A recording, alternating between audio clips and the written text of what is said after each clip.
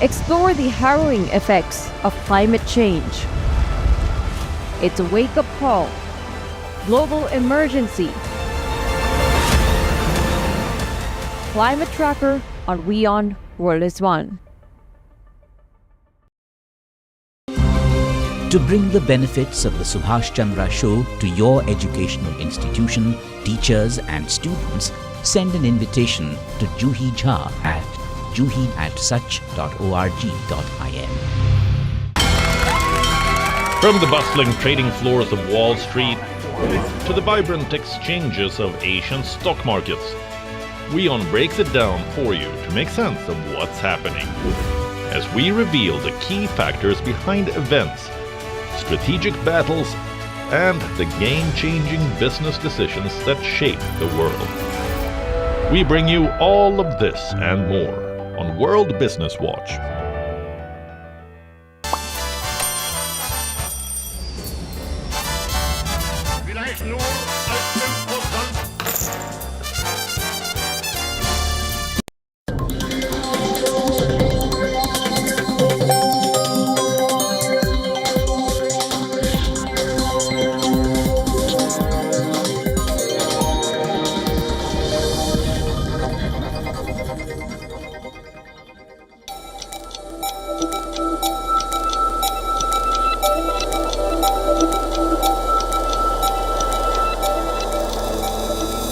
Hello and a very warm welcome. You're watching Gravitas with me, Raisha Sehgal.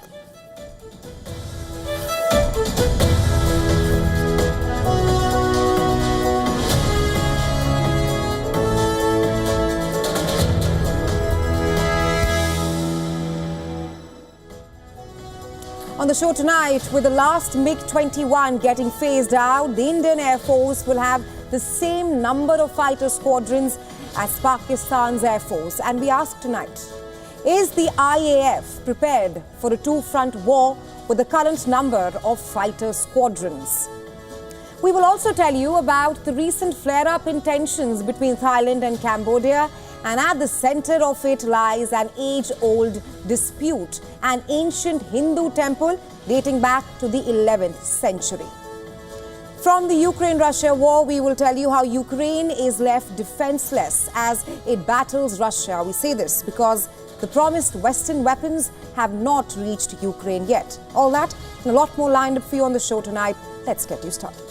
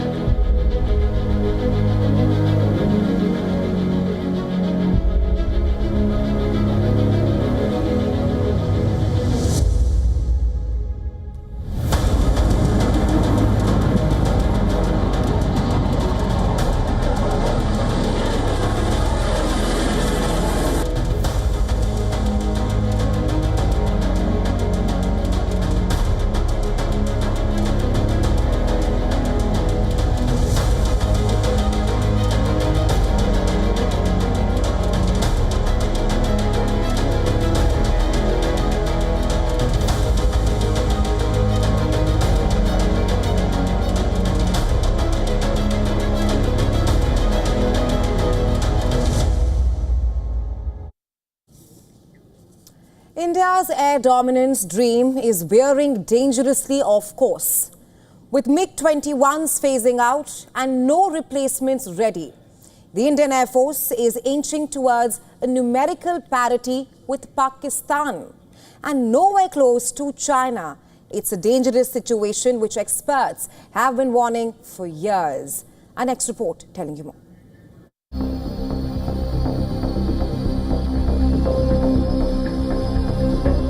India is flying blind into a crisis. The strength of fighter jets is not comfortable to brave rough weathers. The Indian Air Force, once Asia's fiercest aerial force, is quietly losing altitude. The legendary MiG-21 fighter jets are set to retire in September. India will be left with just 29 active fighter squadrons, far below the sanctioned strength of 42. That's not just a dip. That's a dive into dangerous territory. Pakistan has around 25 squadrons, China having 66. Your question, I suppose, pertains to adequacy of numbers for facing two-front war. The answer is no, plain and simple no, because all of us know for many years now that the bare minimum squadron strength required of fighter squadrons to for the Air Force is 42 squadrons. Actually speaking, 42 is just the number, but 42 of the correct quality as per the demands of the time is what is necessary. So when we talk in terms of number of squadrons, it is just not pure numbers. It is also the quality of aeroplanes that you have to fight the present day war. The fighter gap has been decades in the making, with the IAF's world-renowned combat reputation now weighed down by lackluster procurement and policy inertia. The much-anticipated MMRCA deal for 114 multi-role combat aircraft, originally meant to fill the void, is still gathering dust. India has bought 36 Rafale from France for its Air Force. Indian Navy will also have 26 Rafale fighter aircraft, but they fail to fill the huge gap in the Indian Air Force's requirement. India has been pushing indigenous weapon systems and Tejas is soaring high. Tejas Mark 1A jets with better avionics. Radar systems are soon to be inducted, but delays have pushed multiple deadlines. The delays are not entirely due to bureaucratic hurdles, but also because of evolving technology. Right now, this strategic miscalculation threatens India across multiple dimensions. Pakistan's Air Force, once clearly outmatched, now approaches numerical parity with modern F-16s and JF-17 Thunder aircraft. China's overwhelming aerial superiority of 66 squadrons creates an insurmountable challenge along the northern borders. The window for recovery narrows with each passing month. Without immediate action, accelerated procurement, successful indigenous programs, India risks losing the aerial advantage that has underpinned its regional security for generations. Bureau Report, WION World is One.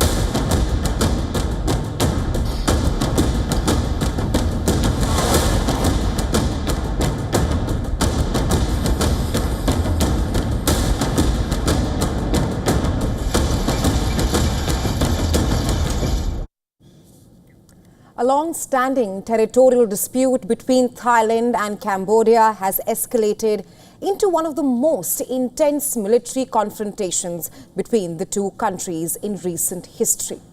At least 12 people are dead, 11 of them being civilians.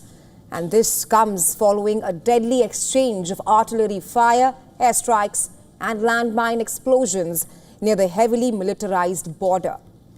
The conflict flared up earlier today near two ancient temples located along the border of Thailand's Surin province and Cambodia's Odar Minche province, with both the sides accusing each other of starting the conflict. Now, Cambodia fired rockets and artillery shells towards Thailand, killing at least one civilian and injuring 3 others, including a 5-year-old child. In response, the Royal Thai Air Force launched strikes on 2 Cambodian military positions. And visuals on your screens right now show residents in Thailand's Surin province bordering Cambodia running for shelter for cover as the neighboring countries exchanged fire. Families took cover in bunkers fortified with concrete blocks, sandbags and tires, while gunfire could be heard in the background.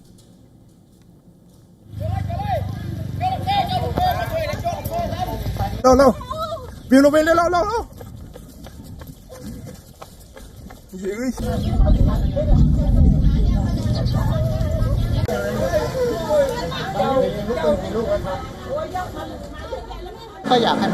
My hometown is near the border, so we are aware of the situation between Thailand and Cambodia.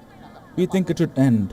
We don't want it to drag on, because a lot has already been lost along the border and people have been affected. In Thailand's Surin province, Thai troops, including medical personnel marked with Red Cross armbands, could be seen crouching for cover as they came under Cambodian fire.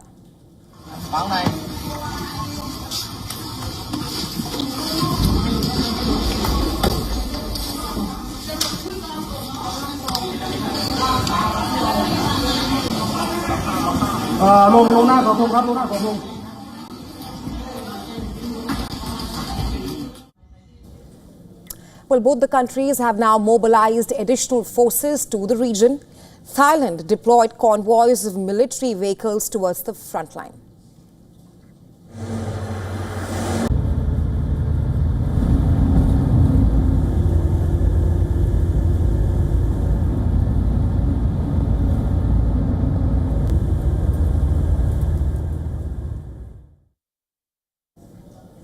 And Cambodia, on the other hand, repositioned heavy artillery and rocket launchers along its side of the border with Thailand. Now, this latest round of clashes between Thailand and Cambodia erupted just hours after Thailand expelled Cambodia's ambassador and recalled its own envoy. That's after Thai citizens were injured by landmines allegedly planted by Cambodian troops. Thailand's embassy in Phnom Penh advised its nationals to evacuate Cambodia immediately unless absolutely necessary to stay. Meanwhile, Cambodian Prime Minister has urged the United Nations Security Council to convene an emergency session. His government accuses Thailand of carrying out what it calls unprovoked military aggression. In a counter-statement, Bangkok condemned Cambodia's actions as brutal and inhumane, accusing Cambodian forces of deliberately targeting civilian homes and infrastructure in Thailand. Thailand's acting Prime Minister said that his country had not declared a war and called the current situation a conflict. What happened does not constitute a declaration of war. We did not declare war. It is just a conflict. We still insist on the principles of peace and non-violence. We will try to talk to each other to solve the problem. Well, at the heart of this military crisis lies a long-standing border dispute. The area where Thailand, Cambodia and Laos converge, often referred to as the Emerald Triangle. The area is home to ancient religious sites and poorly defined borders. Well, tensions reignited when Cambodian drones were allegedly spotted near the Tu Moen temple complex. Now, this is an 11th century group of Khmer Hindu temples dedicated to Lord Shiva. It's located right next to the disputed border between Cambodia and Thailand. The temples feature an array of rock-carved shivlings and Sanskrit inscriptions, evidence of Indian civilizational influence that once extended deep into Southeast Asia. Cambodia claims sovereignty over the complex, citing the legacy of the Khmer Empire. Meanwhile, Thailand argues that it owns the surrounding land. It's important to understand the historical context for this conflict first. Thailand stayed independent throughout the colonial era. Cambodia, on the other hand, was part of a French Indochina. The current dispute stems from a 1907 map drawn from French colonial rule that Cambodia used as a reference for its post-independence borders. And Thailand argues that this map is inaccurate. Now, the International Court of Justice, ICJ, ruled in 1962 that the Preha Vihar temple, another temple further east, belongs to Cambodia. But the ruling left the adjacent territory undefined. And that has led to frequent eruption of tensions between the two countries ever since. The last major outbreak of violence was reported in May, when exchange of fire between troops on both the sides killed one Cambodian soldier. Both the countries continue to blame each other for starting the conflict and targeting civilians. And right now, fears of a full-scale conflict are growing. Locals on both the sides of the border say that the situation feels worse than previous flare-ups, and as of now, there is no sign of de-escalation, with military reinforcements arriving and diplomatic ties rapidly worsening. The ancient border temples, once a symbol of shared heritage between both the countries, it now appears to have become the heart of this deadly regional conflict.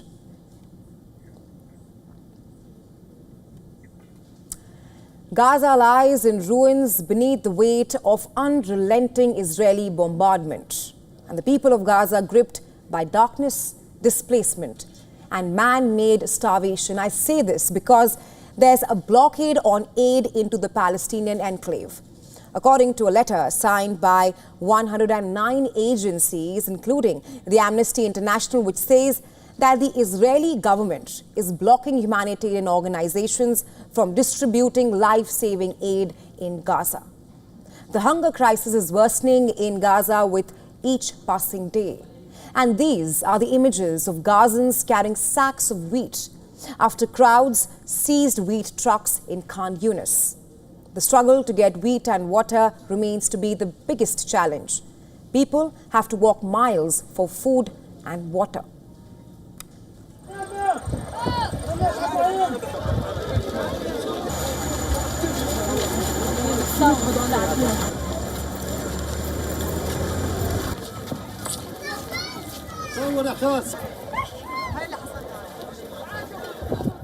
We encountered death to bring it. Look at our faces. This is the livelihood of our children. We shall feed our children even if we die. Even if we die, we shall feed our children. Today is day 14 without any flour. Thank God. My dear son, I'm coming to you now, bringing flour with me. I swear I bid farewell to my son before setting out, and by God's grace, he has provided for me for the sake of my children. Palestinians are scrambling for food at a soup kitchen in Gaza City. The latest starvation deaths from malnutrition since Israel's war began in October 2023 is at 113, most of them in recent weeks. The Palestinian health authorities say that at least 56 Palestinians, including 10 aid seekers, have been killed in Israeli fire in the last 24 hours. Isn't it shameful? We are starving enough and enough. I came to get breakfast for my children. I want breakfast for my children. 22 people and wounded people for me to take care of, in addition to those who are orphaned. Enough orphans, enough what happened to us. Majority of children have died out of starvation in Gaza. The World Health Organization says 21 children under the age of 5 are among those who died of malnutrition so far this year. Israel, which cut off all supplies to Gaza from the start of March and reopened it with new restrictions in May, says that it is committed to allowing in aid but must control it to prevent it from being diverted by Hamas militants. It says that it has let in enough food for Gaza's 2.2 million people over the course of the war. And Israel blames the United Nations for being slow to deliver it. And the UN, on the other hand, says that it is operating as effectively as possible under conditions imposed by Israel. Israel believes in humanitarian work. We are committed to helping civilians, to protecting innocents, and to ensuring aid reaches those who need it. But we will not work with organizations that have chosen politics over principles. The fact Netanyahu and his government are actively pursuing transforming Gaza into a land without a people through genocide and ethnic cleansing under the unconvincing disguise of voluntary migration has only been made possible by the impunity they enjoy. Pressure is mounting for a breakthrough to end almost the Gaza war that has triggered a humanitarian catastrophe. In the latest, the European Union has threatened consequences for Israel if Gaza aid does not improve. Hamas says it has responded to an Israeli proposal for a 60-day ceasefire in Gaza. This as mediators have been shuttling between Israeli and Hamas negotiators in Qatar for more than 2 weeks now. But The indirect talks have so far failed to yield any kind of result or elusive truce. Well, Ukraine's battered cities reel again as Russian bombs pound Kharkiv and Odessa, leaving at least 5 civilians dead and more than 41 wounded. As missiles and drones rain down on Ukraine, a chilling new reality is drawing. The promised Western weapons are not coming anytime soon. Our next report takes a closer look at how Ukraine is left defenseless in its most critical hour.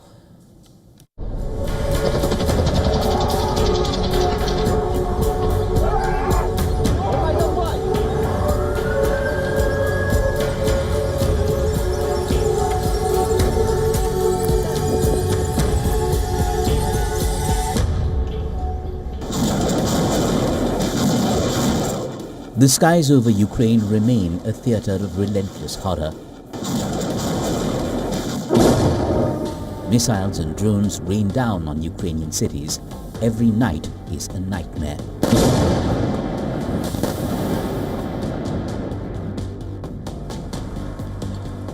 This raging inferno is from the Ukrainian port city of Odessa. A drone struck directly on Primorsky Boulevard, which is listed as a UNESCO World Heritage Site.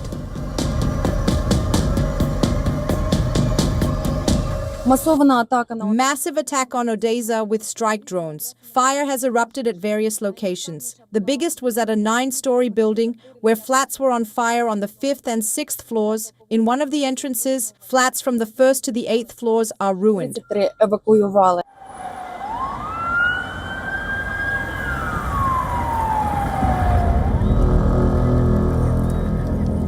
Similar scenes of destruction were seen in Kharkiv. Local authorities say residential buildings were targeted.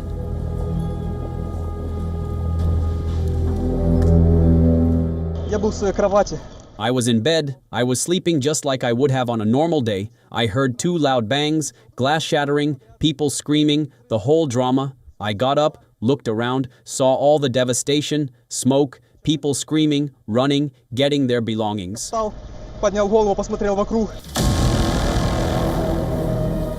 This unending barrage underscores a brutal reality: Ukraine's desperate need for a robust air shield.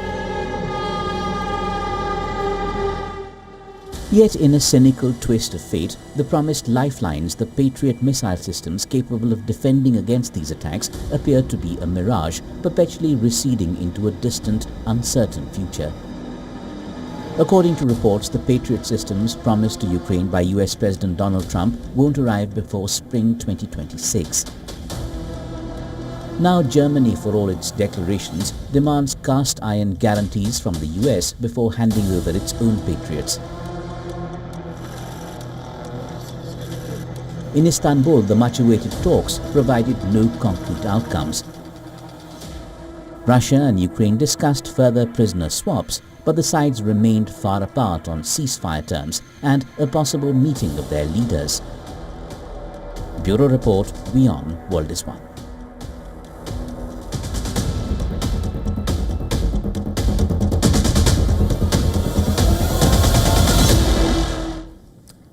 All right, let's tell you what else is lined up for you on the show tonight. Well, we will tell you about the historic India-UK trade deal and who stands to gain from the $34 billion deal.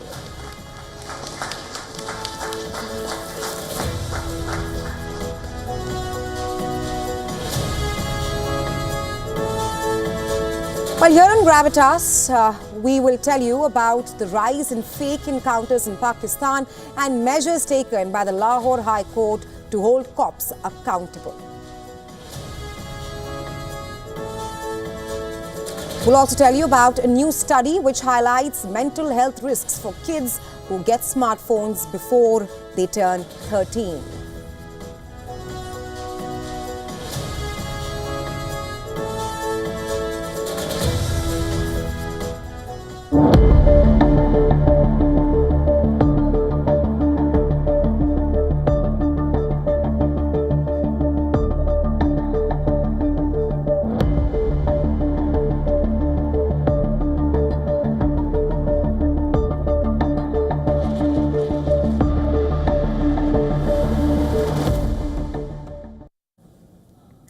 Well, the United States of America is manufacturing high-security mobile walls designed to discreetly store nuclear weapons and sensitive materials in remote or temporary locations.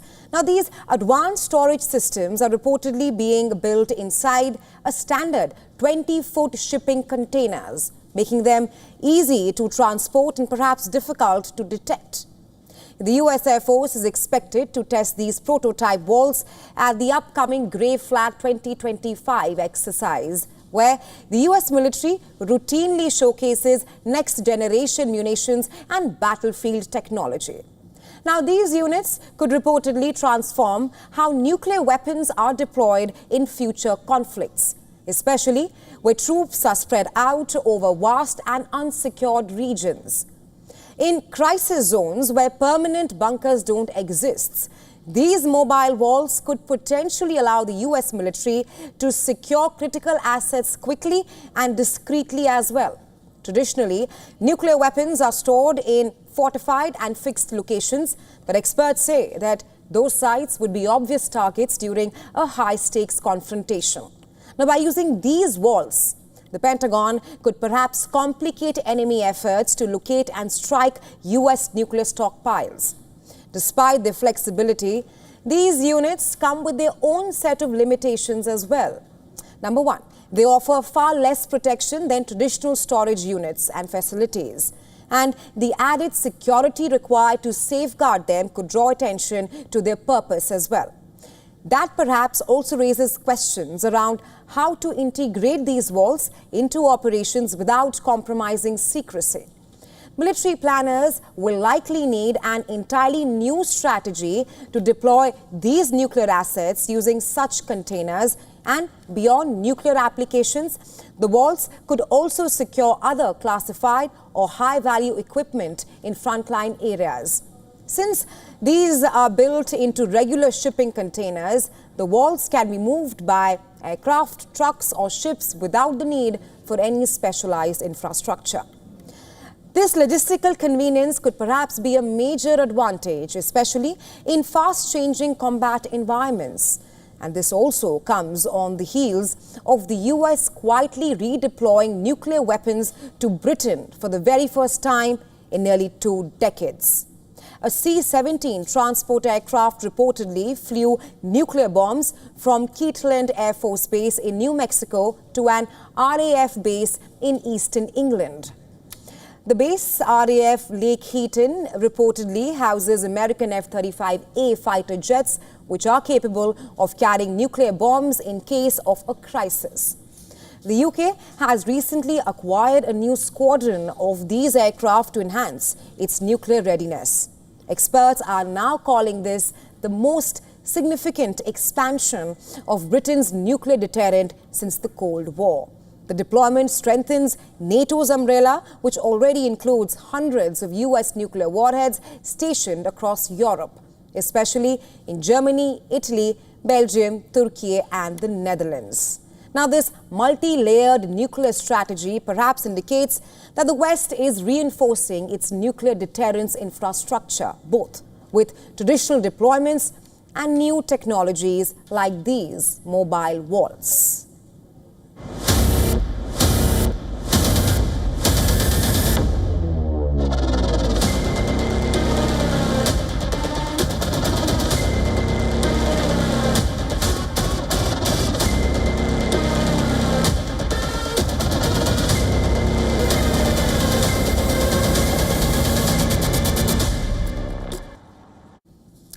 Our next story is from Pakistan and the rising menace of encounter killings across the country. Many of them are now being dubbed as fake, a claim which brings the operations of the country's police force under direct scrutiny.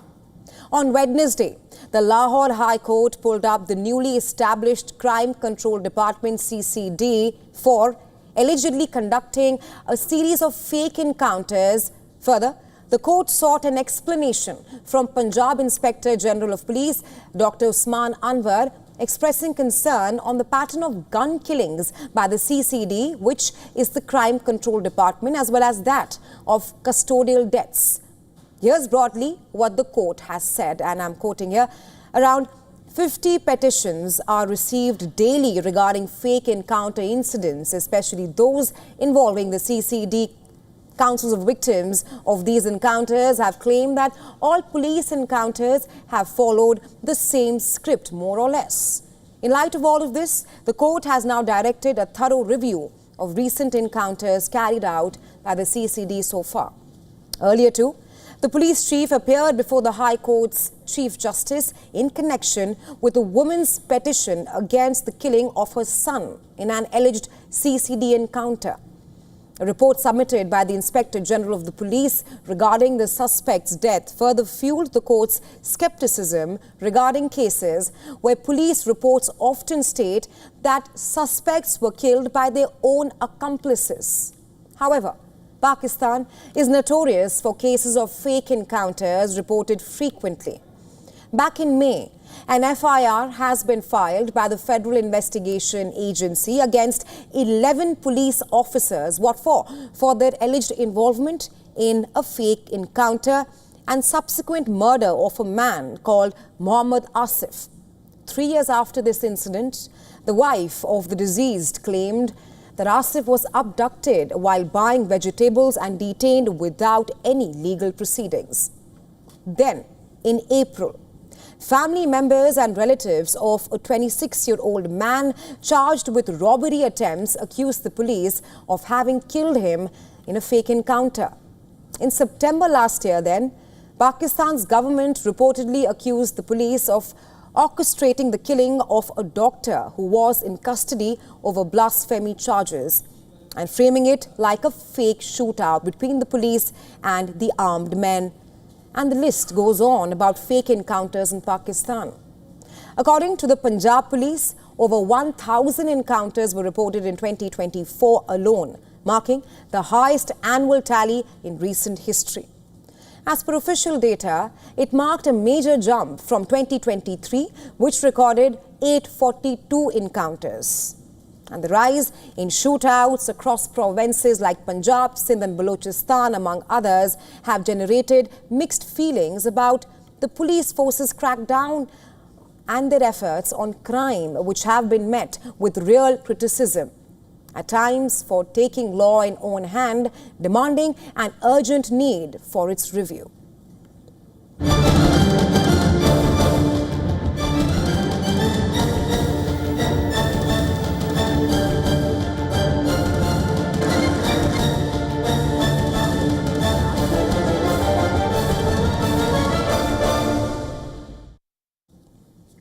From luxury cars and iconic Scotch whiskey to Indian textiles and jewelry, doors to new markets swing wide open.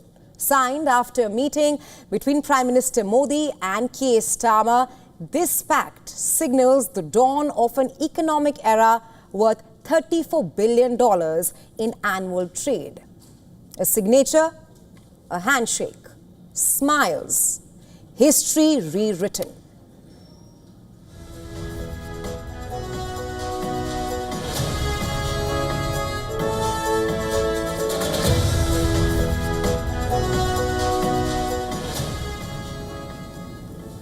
The India-UK Free Trade Agreement is anything but performative. It's a big commitment poised to resonate through industry, high streets and homes across the two nations.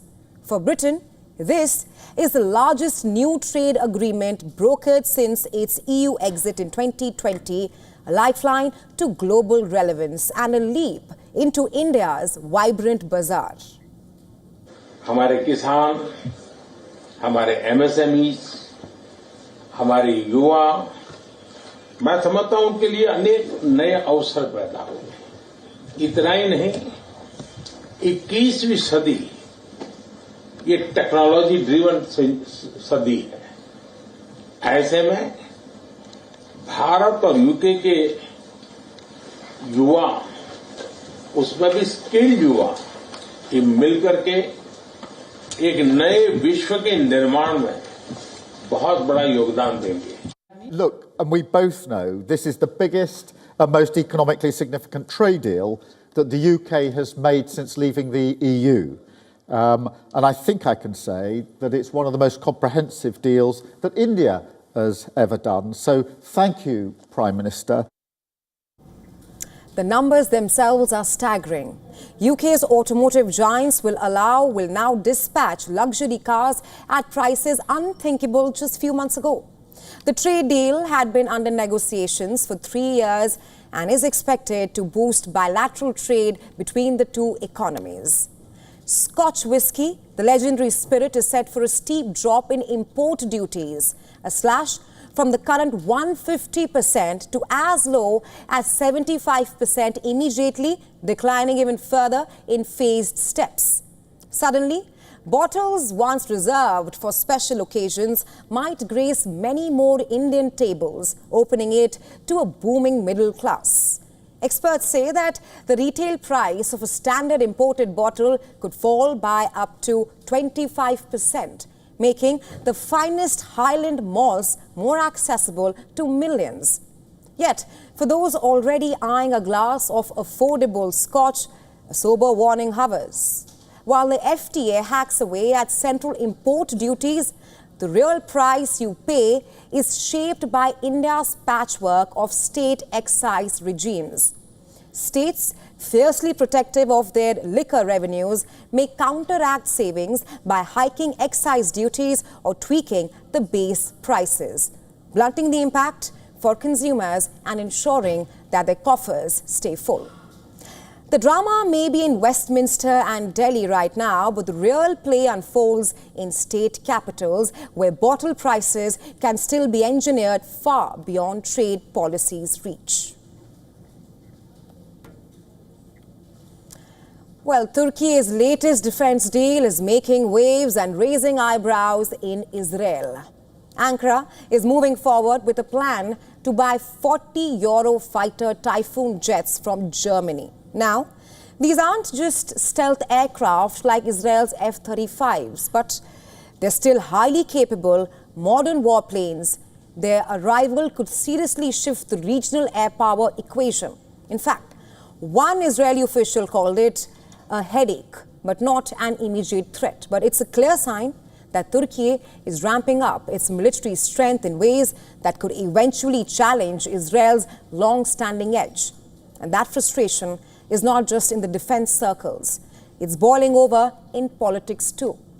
Opposition leader Yair Lapid tore into the Netanyahu government this week, saying it dropped the ball entirely. In his words, and I'm quoting here, "If Israel had a functioning foreign ministry or a normal government, perhaps it would have already intervened diplomatically to prevent this arms deal from advancing," unquote.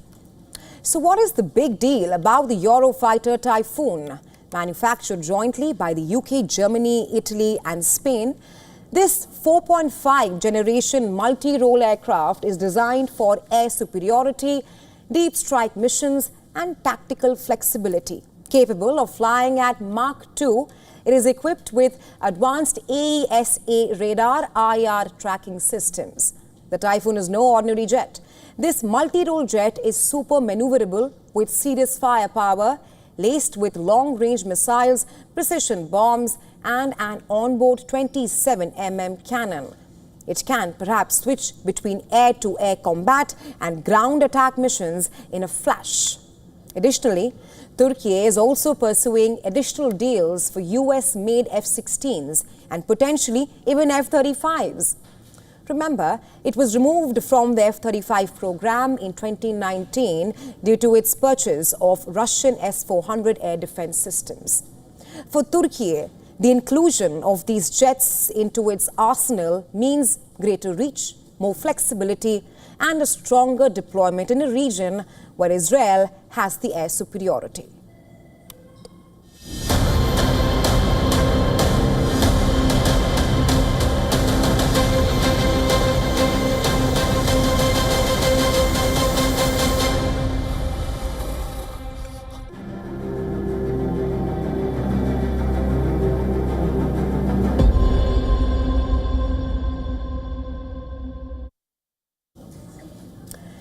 Imagine a world where instead of armies and drones, wars will now be fought by cockroaches, robots, and AI.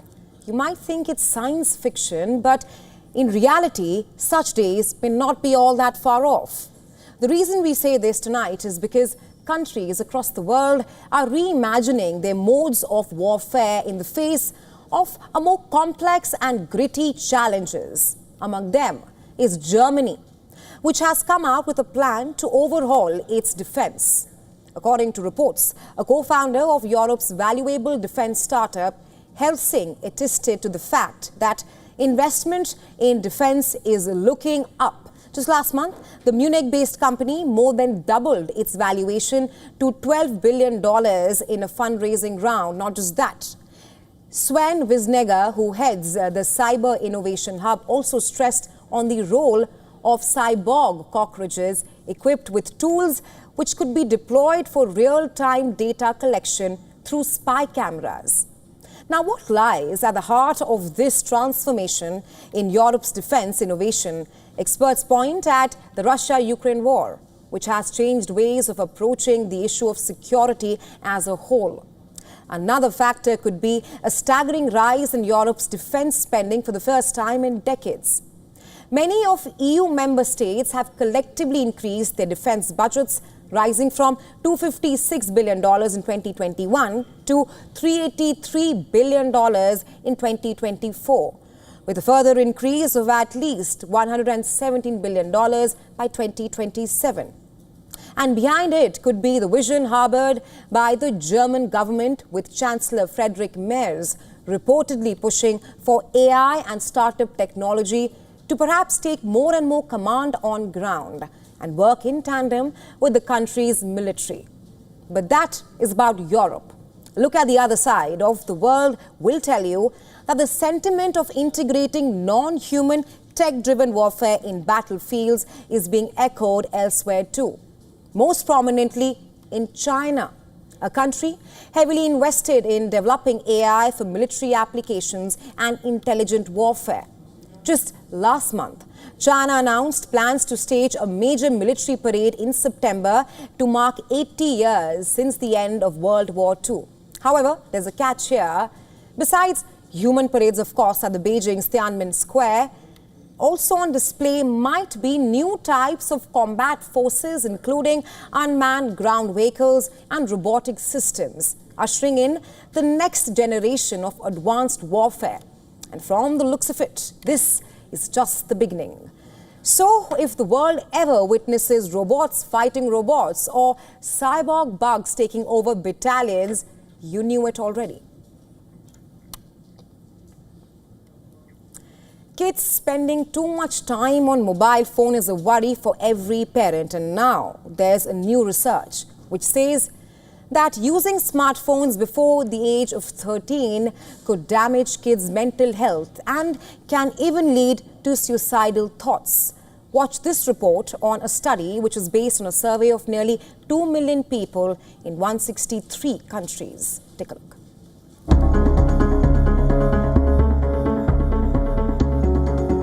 For a generation immersed in the digital world from infancy, the smartphone has become an almost indispensable companion.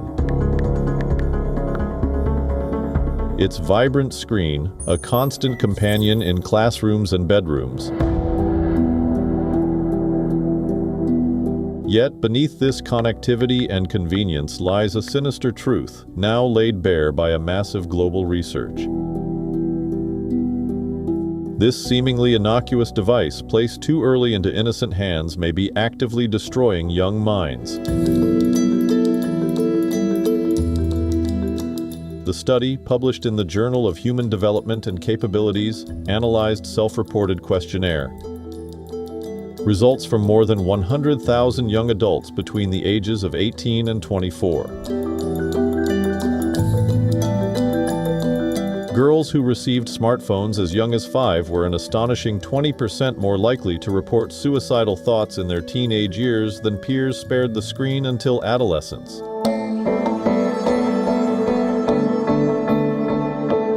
Boys, too, showed rising risk. Early adopters of smartphones consistently posted higher rates of depression, social withdrawal, and anxiety. Experts warn that brains still sculpted by childhood are simply not equipped to weather the tidal wave of cyberbullying, social comparison, digital isolation, and addictive design that come bundled with every shiny new device. These are things that could create emotional attachments or dependency.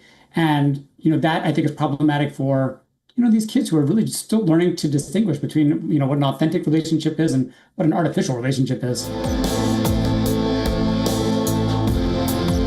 For parents, the betrayal feels deeply personal. They see their kids locked on their screens, endlessly scrolling. Schools struggle to moderate the digital deluge. Experts say that parents should also keep their smartphones away and spend some quality time with their kids like in the good old times.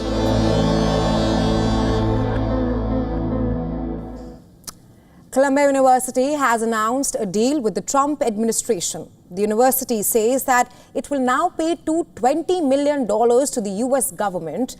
This after the Trump administration threatened to pull federal funding over what Trump said was its unwillingness to protect Jewish students at the Columbia University. $200 million settlement will be paid over 3 years to the federal government. The university will also pay $21 million to settle investigations brought by the U.S. Equal Employment Opportunity Commission. Donald Trump has perhaps appreciated Columbia University for agreeing to do what is perhaps right. In a social media post, Trump also warned many other higher education colleges, accusing them of being unfair and unjust, indicating that similar actions could be forthcoming against them. The Trump administration pulled the funding because of what it described as the university's failure to squelch anti-Semitism on campus during the Israel-Gaza war that began in October 2023. Columbia first agreed to a series of demands laid out by the Republican administration, including, number one, overhauling the university's student disciplinary procedure and adopting a new definition of what it means to be anti-Semitic.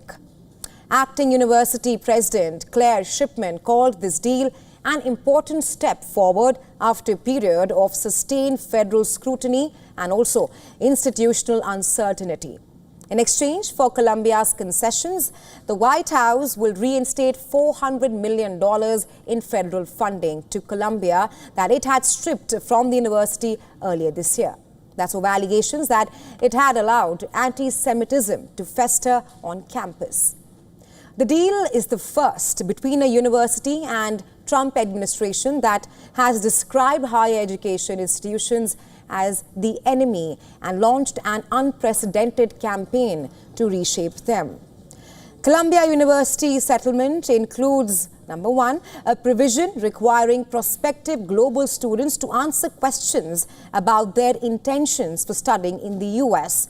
and also establish procedures to ensure all students uphold a commitment to civil discourse.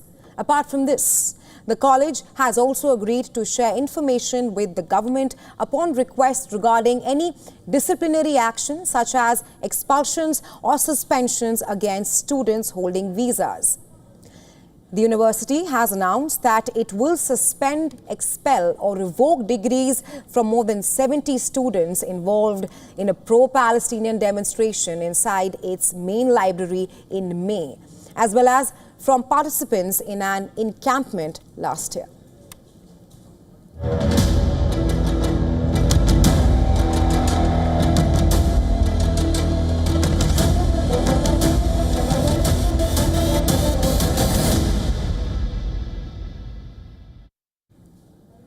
Are you a man or a woman? If you're thinking why I'm asking this rather bizarre question, let me tell you, this could very well land a person challenging this in a legal suit, especially when none other than France's First Lady now faces this very same question, thanks to a podcast which made her gender a national talking point in France. So here's what happened. French President Emmanuel Macron and his wife Brigitte Macron are suing a far-right American podcaster Candace Owens for spreading what they call, and I quote here, outlandish, defamatory and far-fetched fictions against the French First Lady. In a lawsuit filed on July 23rd in America's Delaware Superior Court, the Macrons accused Owens of falsely claiming Bridget to be in fact a man in a bid to promote her platform and make money. It's the first time a sitting president of a country has taken on an influencer legally. Not just that. Owens also claims that Macron was selected to be France's president as a part of a CIA-operated program. Now, this is a rare defamation lawsuit in ways more than one. One, which reportedly came after Owens was served with several opportunities to retract her claims and statements. The lawsuit comprised a 218-page-long complaint. On her part, Owens has perhaps accused Macrons of using their power and privilege, and I'm quoting here, to bully her. But it may not be all that simple for the Macrons, who might face major legal hurdles, as public figures must show defendants engaged in actual malice for a defamation case to prevail. Just for context here, the unverified claims regarding Bridget's gender were first made public in 2021, in the run-up to the 2022 French presidential elections. Since then, several far-right conspiracy theorists have purportedly taken to social media to spread such rumors about the French First Lady. This has also brought renewed focus on the question, number one, how far can one actually go to expand one's fame and fan base and be in the spotlight for that matter, even if it means violating someone's dignity? Luxury fashion houses are brewing up a fresh strategy in China, with high-end spending slowing and consumers tightening their wallets. Global brands like LVMH, Zara and Armani are now turning to coffee to keep foot traffic flowing. Our next report telling you more. International luxury brands are now brewing more than fashion in China.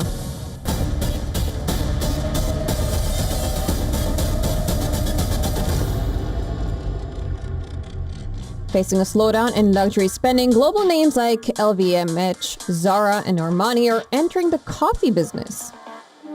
In Shanghai, LVMH opened a cafe within its new 3-story flagship store, The Louis, while Zara launched its first Asian coffee shop, The Cafe. Giorgio Armani followed suit in Beijing, converting a third of its store into a 350-square-meter cafe. Now, these aren't isolated moves. They represent a strategic pivot to enhance in-store experience and drive customer engagement beyond luxury retail. The shift comes amid a broader economic challenge in China. Luxury sales have declined as consumers grow more value-conscious. LVMH reported an 11% year-on-year fall in quarterly sales across Asia-Pacific, including Japan, a region that includes China and accounts for 30% of the group's total revenue. Burberry saw a 1% drop in sales, also pulled down by weak China demand. Richmond posted a 7% decline in mainland China, Hong Kong, and Macau in July. Analysts point to slower economic growth, weak consumer confidence, and a lingering property crisis impacting household wealth. For brands, these cafes aren't just revenue drivers. They're marketing tools. With high-margin beverages and relatively low operating costs, coffee shops offer a cost-effective way to stay visible and culturally relevant. A handbag may be a once-a-year buy, but a luxury branded latte or dessert can bring consumers back weekly. For an evolving Chinese market, fashion is no longer just about products. It's about lifestyle, frequency, and emotional connection. Business Bureau Report, WION World is One. Well, for centuries, humanity has gazed upon the night sky, captivated by the singular bright light as a constant companion. Well, you thought Earth had just one moon. Think again. Scientists have now confirmed Earth plays host to over 6 mini-moons. Our next report telling you more.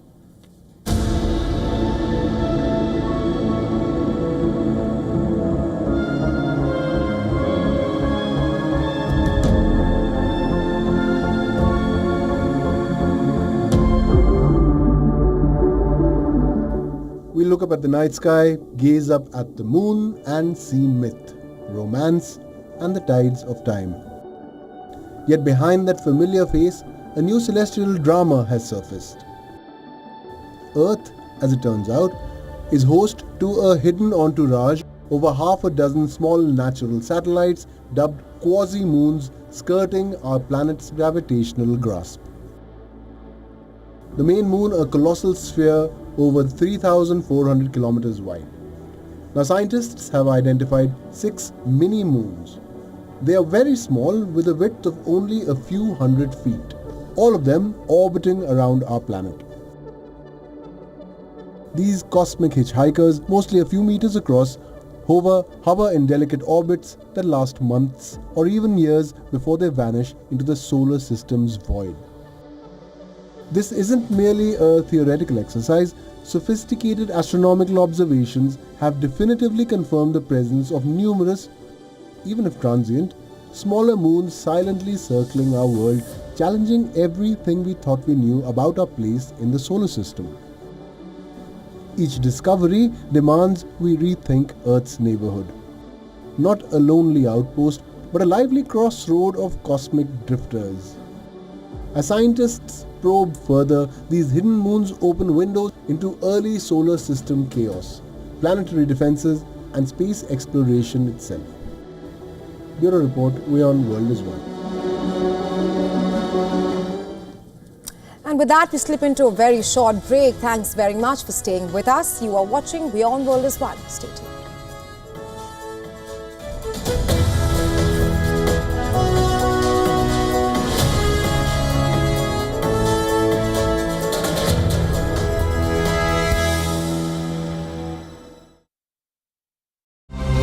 To bring the benefits of the Subhash Chandra Show to your educational institution, teachers and students, send an invitation to Juhi Jha at juhi@such.org.in. WION, India's global voice, the channel that brings you the biggest stories from across the world through India's lens. Now available in more than 190 countries worldwide, because we believe that the world is one. Watch us in Africa, Europe, USA and Canada, South America, Asia Pacific, Middle East and North African regions. Also available on these digital platforms across the world. WION, World is One. The Earth is sending distress signals. Wildfires, droughts, and melting glaciers. Can we reverse the damage? Explore the harrowing effects of climate change. It's a wake-up call. Global emergency. Climate Tracker on WION World is One. From the bustling trading floors of Wall Street to the vibrant exchanges of Asian stock markets, WION breaks it down for you to make sense of what's happening. As we reveal the key factors behind events, strategic battles, and the game-changing business decisions that shape the world. We bring you all of this and more on World Business Watch. WION, India's global voice, the channel that brings you the biggest stories from across the world through India's lens. Now available in more than 190 countries worldwide, because we believe that the world is one. Watch us in Africa, Europe, USA and Canada, South America, Asia Pacific, Middle East and North African regions. Also available on these digital platforms across the world. WION, World is One. The Earth is sending distress signals.